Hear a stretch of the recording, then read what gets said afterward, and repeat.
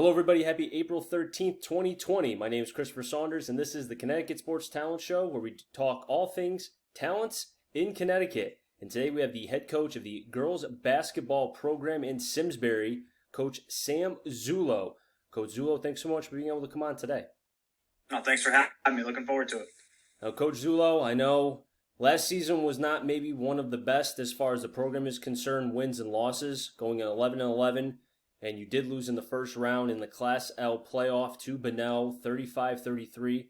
But one thing you told me in our pre-discussion before we came on, how your team was very young and that this was a growing, the growing pains were there this year for your team. Yeah, for sure.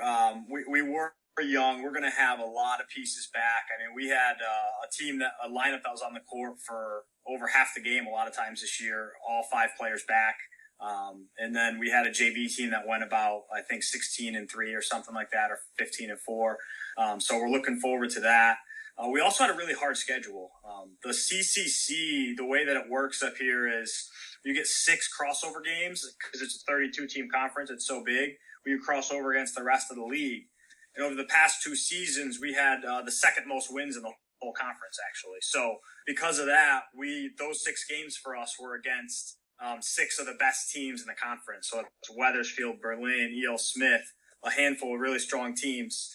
And then outside of the conference, we wanted to challenge ourselves. So we played Hamden, Wilbercross, Canton, and St. Joe's, who are all quality teams. And we scrimmaged Ridgefield, Newtown, and Trumbull. So, we really tested ourselves this year. And it's hard to swallow the pill of it's not all about wins as a coach because you're so competitive. Mm-hmm. I was actually really proud of what we did this year because it is kind of the long game of, the last couple of years we had so many games that we won. And we weren't a great team, but we had a lot of games that we won, 60-15 or something. I don't think that does a lot of good. And we didn't have any like that this year. And it's not that we weren't capable of it. It's just that we didn't play any teams like that. Mm-hmm. And it was actually a blast because, we really competed, I thought, throughout the season. So. Yeah, when you compare both, last season and then 2 seasons ago, the wins and losses Mm-hmm. are obviously different. But like Yeah. you said, facing better competition, you have a younger team, so the growing pains, being able to go through the wear and tear of a long season against better competition, that shows over a duration of a season. And you think about it for the future, 2020, 2021, and beyond, that could help your team, especially going forward. Yeah, I really hope so. I mean, 2 years ago, we kind of had one of those perfect storm seasons where, we were up with 3 minutes to go in the quarterfinals. I mean, we were a basket away from being in the semis, and we had a great year. Last year we did have an easier schedule, and so I actually think this year was a little more successful. The first round loss stings, but we're trying not to focus on that. We didn't have a whole lot of basket makers on our team. So to find a way to get to 11 wins with the competition that we played, Mm-hmm. Felt really good. I mean, we had a stretch in the middle of the season where we beat Wethersfield 36-32. We beat E.L. Smith 35-32, and then Northwest Catholic 34-21. And all those teams could really fill it up. And to put, I wish we put that stretch together in the state tournament or the CCC tournament, but I'm still proud of the group that was able to do that. And the end goal is to have a season like we did a couple years ago again. We think we have the people for it next year with everybody we have coming back and coming up. And we're trying to position ourselves to just be ready if we do get that moment. And we'll see what happens. Now, I don't know if the schedule is out for the next season. It may be too early, but are you going to try to stick with a tough schedule only because you want to try to see if this team, because if they can withstand a tough schedule, then you would think that the state tournament, the CCC tournament, and beyond, you'll be able to really compete and do a lot of damage.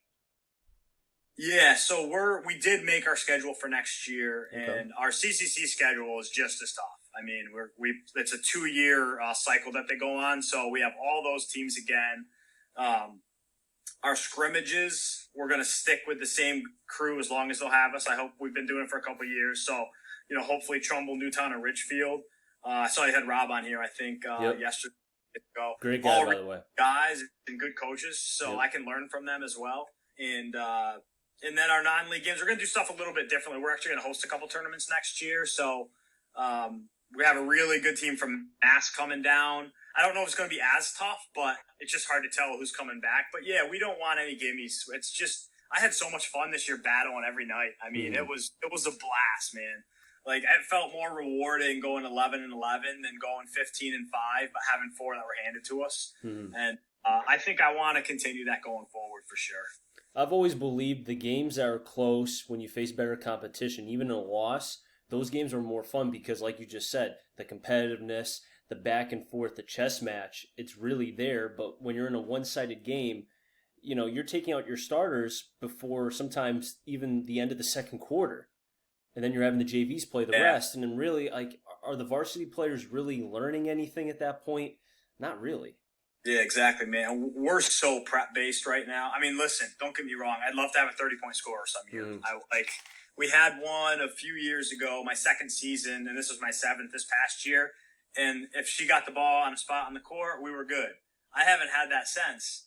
And so we just prep so much to just try to compete in games. And when you have games that are going to be so one-sided, I can't even really prep for this game.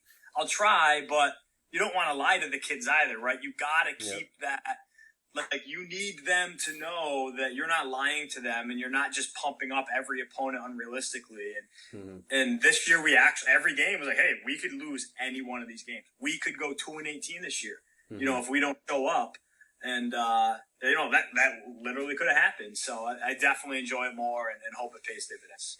Well, it's good that you're honest with your team, though, because it kind of keeps them more focused, I guess you could say, only because if you tell them, hey, you guys could you guys could have like one win, that maybe forces them to, hey, we need to work harder, we need to focus more, rather than trying to pump them up saying, oh, you could beat this team, that team, and another team. Because while maybe some teams you can get away with that depending on the leaders, there's a lot of teams, because it's high school basketball at the end of the day, if you have an ego, it will show. But it seems like things were kind of evenly keeled, maybe not with the scoring because there wasn't a lot of it, but the players seemed like they knew their role. Yeah, and I don't know that I'm going to tell you anything any other coach wouldn't tell you right now, so it might all sound cliche, but, you know, coaching public school basketball, and we're in New England, there's prep schools everywhere. There's 3 in my town. So when I got the job 7 years ago, you know, I was all bright-eyed, like, all right, I'm going to get 60 kids trying out, like, in every grade. Like, we're going to build this thing and nothing's going to stop me. Because where I came from, I'm from New York, and it's just a little different. I'm from upstate New York. Things are just a little different. And that's just all I knew, like, growing up. People were just more into it in general. And I never even heard of prep school being an option, you know? Yeah. So when I got here, that was my mentality. And I've kind of learned that, all right, what can we actually control? As much as we want to develop players and make them better, love to say I could turn everybody into a 30-point scorer, but if somebody tells you that, they're lying, right? So what can we control? We can control how we prepare and kind of what our values are. And our biggest one is holding each other accountable. And that starts with me. If I don't hold myself accountable and I'm asking the kids to hold each other accountable, it's going to crumble real fast, right? So when we talk about things like, you know, not lying to the kids and prepping for them the right way and being honest with them, like, that goes down to just simple things in the game. If I haven't told you how to jump a ball screen yet, and then I yell at you for not doing it in a game, is that on you or is that on me?